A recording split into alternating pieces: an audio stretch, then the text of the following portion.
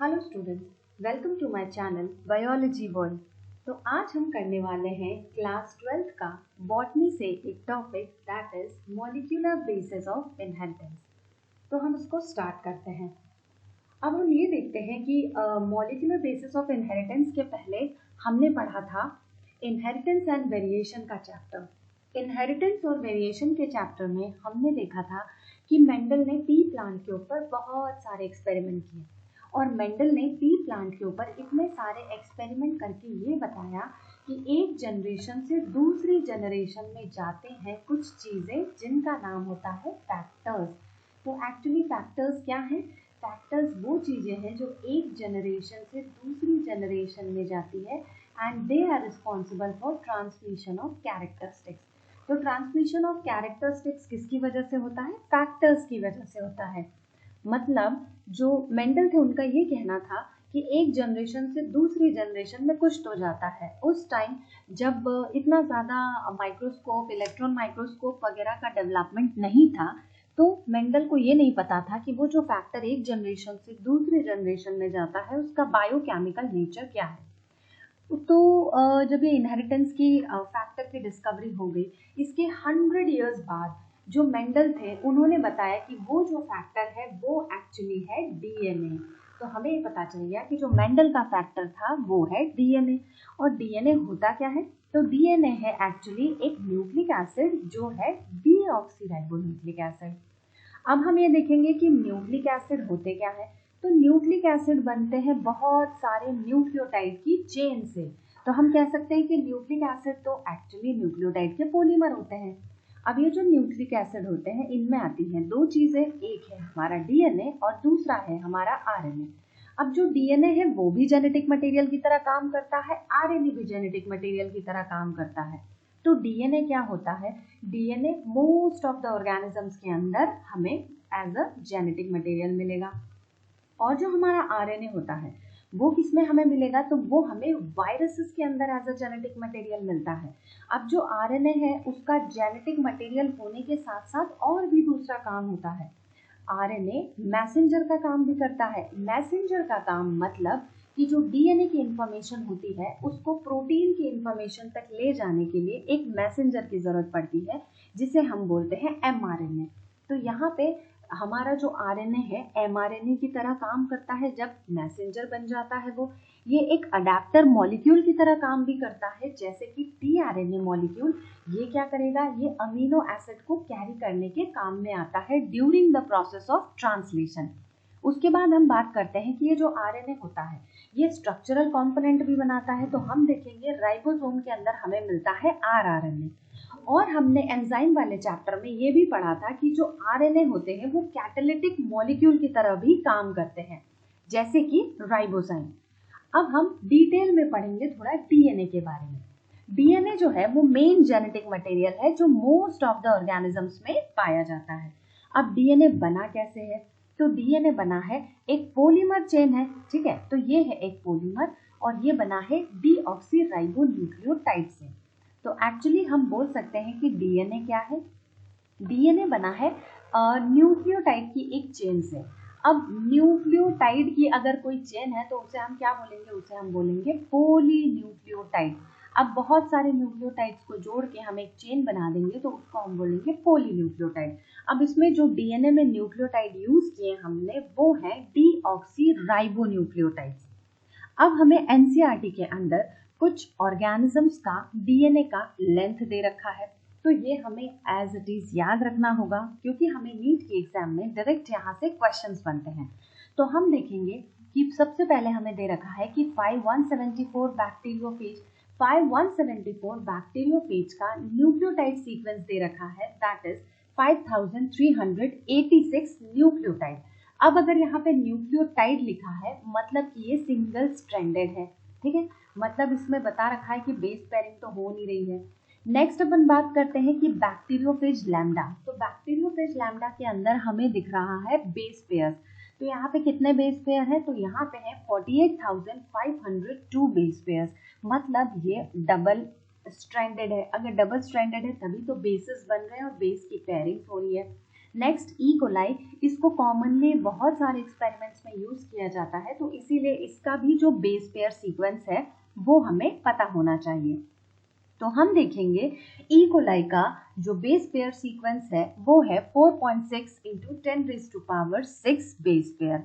Last आ जाता है कि ह्यूमन डीएनए का हैप्लॉइड कंटेंट, ये हैप्लॉइड कंटेंट है, मतलब हाफ।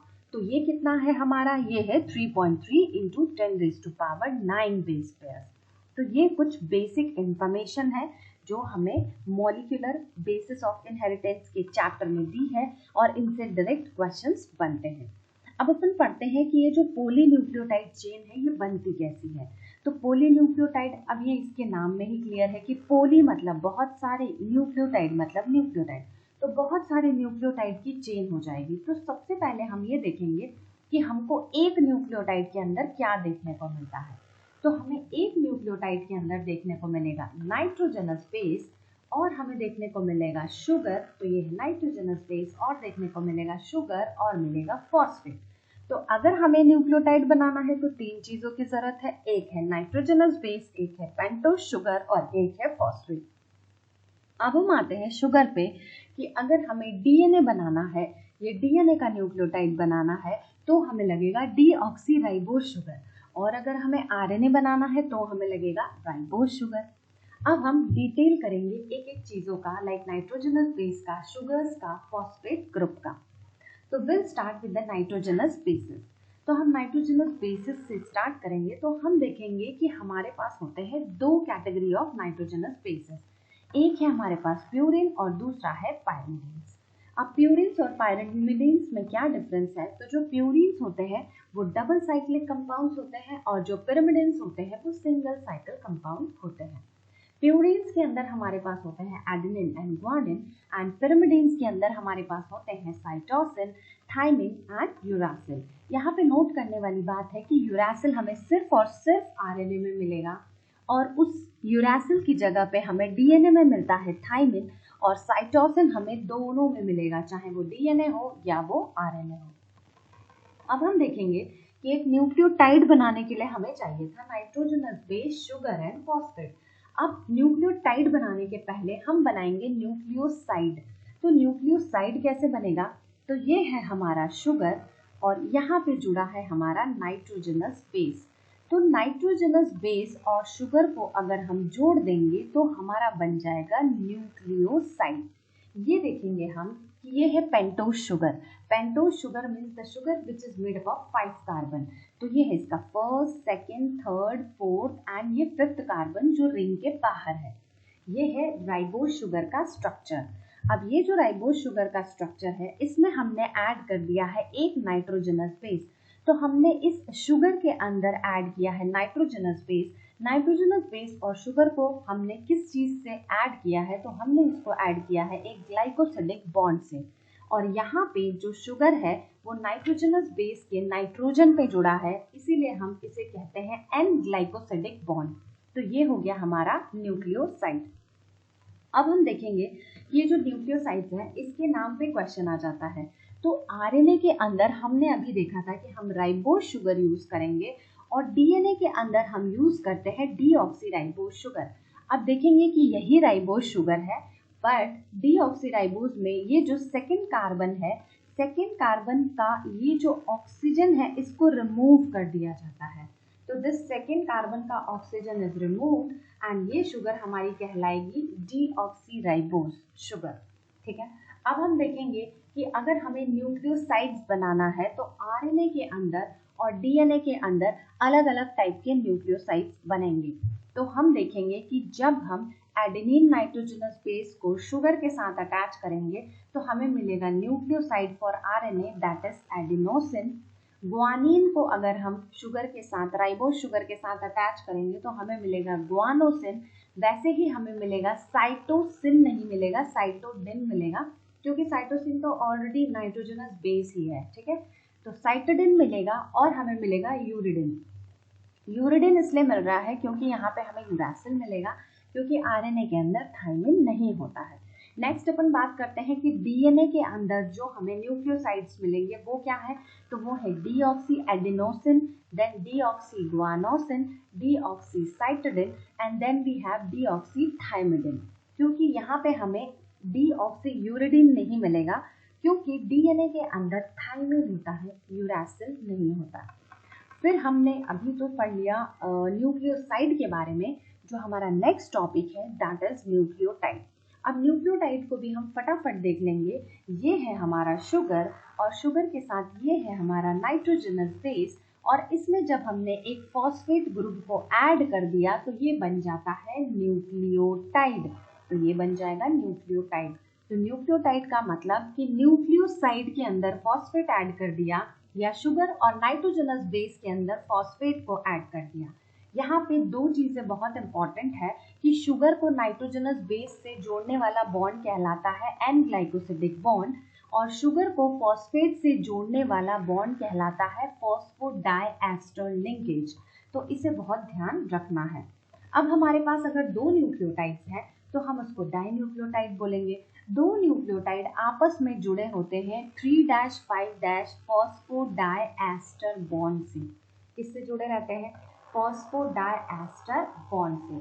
दो न्यूक्लियोटाइड्स आपस में 3-5- फॉस्फोडाइएस्टर बॉन्ड से जुड़े रहते हैं। अब यहाँ पे हम देखेंगे कि ये है हमारा, यहाँ पे हम पॉलीन्यूक्लियोटाइड चेन बना रहे हैं। ओके, तो ये है हमारा शुगर, तो दिस इज आवर शुगर, और ये है हमारा नाइट्रोजनस बेस। यहाँ पे हमने नाइट्रोजनस बेस एडेनिन को लिया है, और शुगर और नाइट्रोजनस बेस के बीच में ये जो बॉन्ड है इसको हम बोलेंगे एन ग्लाइकोसिडिक लिंकेज बॉन्ड। अब ये जो शुगर है ये क्या करेगा कि ये फॉस्फेट से जुड़ेगा, ठीक है, और ये शुगर है और ये इसका फॉस्फेट है। तो ये हमारा पूरा एक न्यूक्लियोटाइड बन गया जिसमें नाइट्रोजनस बेस है, जिसमें शुगर है और जिसमें फॉस्फेट है। यहाँ पे दूसरा न्यूक्लियोटाइड हो गया, यहाँ पे नाइट्रोजनस बेस गुआनिन है, यहाँ पे शुगर है और यहाँ पे फॉस्फेट है। अब ये जो दो न्यूक्लियोटाइड है इसको हमने कैसे जोड़ा है, तो ये जुड़ा है फॉस्फोडाइएस्टर बॉन्ड से। यहाँ हम देखेंगे कि ये जो फॉस्फेट होता है ये अपने न्यूक्लियोटाइड के साथ तो बॉन्ड बनाता ही है, अपने न्यूक्लियोटाइड के शुगर के साथ तो बॉन्ड बनाता ही है, बट अपने आगे वाले शुगर के साथ भी बॉन्ड बना लेता है। तो यहाँ पे ये जो बॉन्ड बनता है ये फॉस्फेट दो बॉन्ड बना रहा है, एक अपने शुगर के साथ और एक आगे वाले शुगर के साथ, तो इसीलिए बॉन्ड कहलाता है फॉस्फोडाइएस्टर। और ये जो बॉन्ड की पोजीशन है वो है 3-5- फॉस्फोडाइएस्टर बॉन्ड। मोर न्यूक्लियोटाइड, यहाँ पे तो एक न्यूक्लियोटाइड, दो न्यूक्लियोटाइड, तीन न्यूक्लियोटाइड, चार न्यूक्लियोटाइड, तो ऐसे मोर न्यूक्लियोटाइड्स होते जाएंगे और ये पूरी चेन को कहेंगे हम पॉलीन्यूक्लियोटाइड चेन। और हमें डीएनए बनाने के लिए चाहिए होती है दो पॉलीन्यूक्लियोटाइड चेन, और दोनों एक दूसरे से एंटी पैरेलल चलती हैं। हम देखेंगे कि ये जो पॉलीन्यूक्लियोटाइड चेन है इसके एक एंड पे हमें 5- फॉस्फेट फ्री मिलेगा और उसके दूसरे एंड पे हमें 3- ग्रुप फ्री मिलेगा। इसीलिए हम इसको कहते हैं कि जो हमारा, इसलिए हम कहते हैं कि जो हमारा पॉलीन्यूक्लियोटाइड का चेन है इसकी पोलैरिटी कैसी है, तो इसकी पोलैरिटी है 5-3- और इसके सामने जो होगा, जो इसके पैरेलल चेन होगा उसका पोलैरिटी होगा 3-5। तो ये हो जाएगा हमारा 3-5 पोलैरिटी इसका हो जाएगा। तो यहाँ पे हमारे पास दो पॉलीन्यूक्लियोटाइड चेन है and they both are anti parallel to each other having different polarity, that is 5- 3- and 3- and 5। अब यहाँ पे जो दो पॉलीन्यूक्लियोटाइड चेन है वो आपस में एक दूसरे से नाइट्रोजनस बेसेस से ज्वाइन रहते हैं। नाइट्रोजनस बेस आपस में हाइड्रोजन बॉन्डिंग से ज्वाइन रहते हैं। तो हम देखेंगे कि यहाँ पे जो एडेनिन और थाइमिन है ये एक दूसरे से हाइड्रोजन बॉन्ड से अटैच है and this is double hydrogen bond, ठीक है। तो ये डबल हाइड्रोजन बॉन्ड है। और जो जीसी होते हैं, जो गुआनिन एंड साइटोसिन होते हैं, ये भी एक दूसरे से हाइड्रोजन बॉन्ड से ही अटैच होते हैं, but this is not double, but ये 3 हाइड्रोजन बॉन्ड से अटैच होते हैं। तो ये भी एक पॉइंट नोट करने वाली बात है कि एडेनिन एंड थाइमिन के बीच में हमें 2 हाइड्रोजन बॉन्ड मिलेंगे एंड गुआनिन एंड साइटोसिन के बीच में हमें 3 हाइड्रोजन बॉन्ड्स मिलेंगे। तो this is very much important which we should remember. अब हम देखेंगे कि ये जो हमारा डीएनए बना है इसका जो बैकबोन है, या ये जो डीएनए के लिए हमने 2 पॉलीन्यूक्लियोटाइड्स चेन ली है, तो दोनों पॉलीन्यूक्लियोटाइड चेन के अंदर शुगर और फॉस्फेट जो है वो बैकबोन की तरह काम करते हैं और नाइट्रोजनस बेस प्रोजेक्ट होते हैं बैकबोन से और नाइट्रोजनस बेस ही दोनों चेन्स को ज्वाइन करने का काम करते हैं। आरएनए और डीएनए में शुगर का अंतर है जो हमने देखा पेंटोज शुगर। तो जो हमारा आरएनए है, आरएनए के अंदर हमने देखा था कि जो OH ग्रुप है कहाँ पे है, सेकेंड पोजीशन। तो राइबोस के अंदर, राइबोस शुगर के अंदर हमने देखा कि सेकेंड कार्बन पे OH ग्रुप प्रेजेंट रहेगा। और हमने डीएनए के अंदर देखा कि डीएनए के अंदर क्या हो जाएगा कि राइबोस का जो सेकेंड कार्बन है, सेकेंड कार्बन से ऑक्सीजन रिमूव हो जाएगा तो शुगर बन जाएगी डीऑक्सी राइबोस। अब हम देखेंगे कि आरएनए के अंदर डीएनए से क्या डिफरेंस है। तो सिर्फ दो ही चीजों का डिफरेंस है। एक तो आरएनए के सेकेंड कार्बन पे हमें OH मिलेगा और आरएनए में हमें यूरासिल मिलता है थाइमीन की जगह। और एक नोट करने वाली बात यह है कि यूरासिल जो होता है ना, जो थाइमीन की जगह पे मिलता है, एक्चुअली वो 5-मिथाइल यूरासिल ही होता है। तो हम ये समझ सकते हैं कि uracil is found at the place of the thymine. और जो थाइमीन है एक्चुअली वो किससे इवॉल्व हुआ है, वो यूरासिल से ही इवॉल्व हुआ है। तो हमें पता भी है कि जो पहला जेनेटिक मटेरियल है वो तो आरएनए ही है और आरएनए के अंदर ही म्यूटेशन हो के हमें क्या मिला है, डीएनए मिला है। तो आरएनए के अंदर हमें मिलता है यूरासिल और इसी यूरासिल के अंदर चेंजेस आते हैं और यही यूरासिल बन जाता है थाइमिन। तो इसीलिए हम थाइमिन को मॉडिफिकेशन ऑफ यूरासिल कंसिडर कर सकते हैं और थाइमिन होता है 5-मिथाइल यूरासिल, मतलब यूरासिल के ही 5वीं पोजीशन पे मिथाइल ग्रुप अटैच हो जाता है। तो this was all about introduction of genetic material जो मेंडल ने बताया था इनहेरिटेंस वाले चैप्टर में, इनहेरिटेंस एंड वेरिएशन वाले चैप्टर में, जो मेंडल ने बताया था कि फैक्टर्स होते हैं जो एक जनरेशन से दूसरे जनरेशन में ट्रांसमिट हो जाते हैं। तो हमने बहुत सारे साइंटिस्ट, हमने नहीं लाइक बहुत सारे साइंटिस्ट ने ये पता किया कि वो जो फैक्टर्स होते हैं उनका केमिकल नेचर क्या होता है। तो फाइनली पता चला कि केमिकल नेचर डीएनए होता है। तो हमने जेनेटिक मटेरियल जो मोस्ट ऑफ द ऑर्गेनिजम्स के अंदर होते हैं डीएनए, उसकी स्टडी कर ली, न्यूक्लिक एसिड की स्टडी कर ली कि nucleic acid DNA and RNA होते हैं और डीएनए आरएनए बनते कैसे हैं। तो they are actually polynucleotide chain. Nucleotide कैसे बनते हैं, तो nitrogenous base, sugar and phosphate. तो हमने बेसिक नाइट्रोजनस बेसिस की स्टडी कर ली, शुगर की स्टडी कर ली एंड फॉस्फेट के बारे में भी अंडरस्टैंड कर लिया। नेक्स्ट क्लास में हम डीएनए की डिटेल स्टडी करेंगे।